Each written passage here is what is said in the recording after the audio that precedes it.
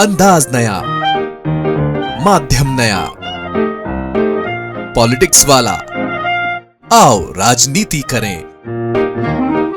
Trump के tariff पर मोदी सरकार का करारा जवाब। रूस से तेल आयात पर खोली अमेरिका की पोल। ट्रंप को दो टूक, भारत झुकेगा नहीं। नमस्कार, आप देख रहे हैं पॉलिटिक्स वाला। मैं हूं राशिद अहमद खान।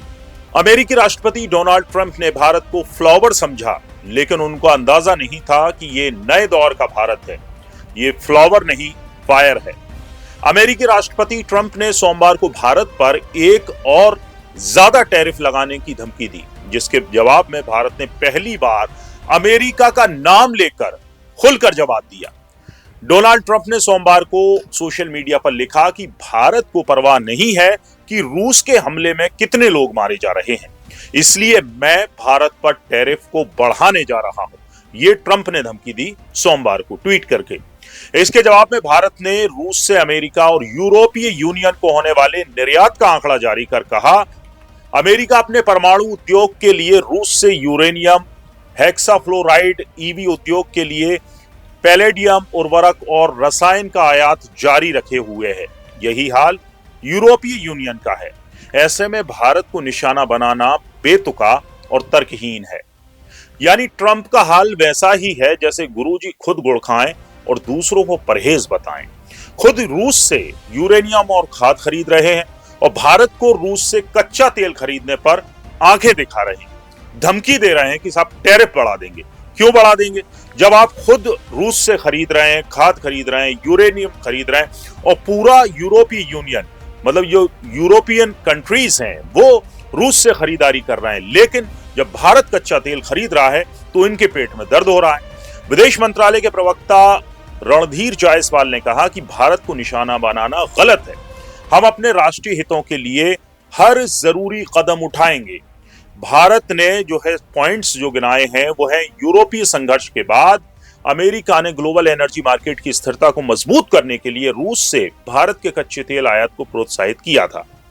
भारत के आयात का मकसद भारतीय उपभोक्ताओं के लिए किफायती ऊर्जा मुहैया कराना है। भारत की आलोचना करने वाले वही देश खुद रूस के साथ व्यापार कर रहे हैं।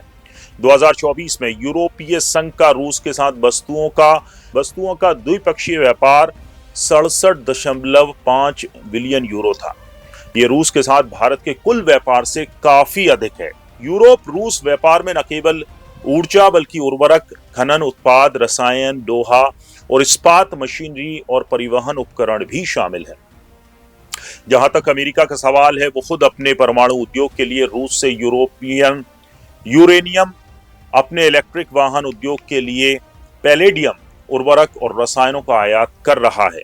इस लिहाज से भारत को निशाना बनाना गलत है। भारत अपने राष्ट्रीय हितों और आर्थिक सुरक्षा की रक्षा के लिए सभी जरूरी कदम उठाएगा। इसके अलावा विदेश मंत्री जयशंकर ने भी एक कार्यक्रम में कहा कि दुनिया की व्यवस्था में अब किसी एक का दबदबा नहीं चलेगा। यानी कि अमेरिका की जो चौधराहट है, ये चौधरीपना है, वो अब नहीं चलेगा।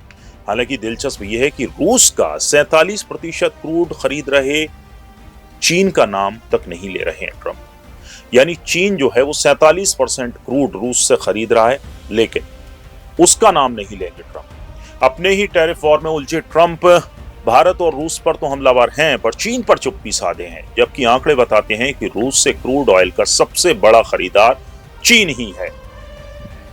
दिसंबर 2022 से जून 2025 तक रूस के कुल क्रूड निर्यात का 47% हिस्सा चीन को गया। वहीं भारत ने 38%, यूरोपीय यूनियन और तुर्की ने 6% क्रूड ऑयल रूस से आयात किया। टैरिफ की धमकी देने वाले अमेरिका ने रूस से 2024 में $3 अरब का सामान आयात किया था, जबकि इस साल के शुरुआती 5 महीनों में ही अमेरिका रूस से $2.09 अरब का आयात कर चुका है। ये पिछले साल इसी अवधि में 24% ज्यादा है।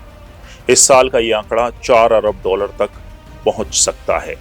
ईयू ने, यानी कि यूरोपीय यूनियन ने 2024 में रूस से करीब $72.9 अरब का द्विपक्षीय व्यापार किया। वहीं 2023 में सेवाओं का व्यापार $18.6 अरब रहा। ये भारत के उस वर्ष या उसके बाद रूस के कुल व्यापार से कहीं अधिक है। ईयू ने 2024 में रूस से 1.65 करोड़ टन एलएनजी आयात की, जो 2022 के 1.521 करोड़ टन के रिकॉर्ड को पार कर गई। रूस से यूरोप उर्वरक, खनन उत्पाद, रसायन, लोहा और इस्पात और मशीनरी का भी व्यापार करता है। पूरा वीडियो देखने के लिए शुक्रिया। आप भी इस मुद्दे पर कमेंट कर हमें बताएं और बताएं कि ट्रंप की चौधराहट अब नहीं चलेगी।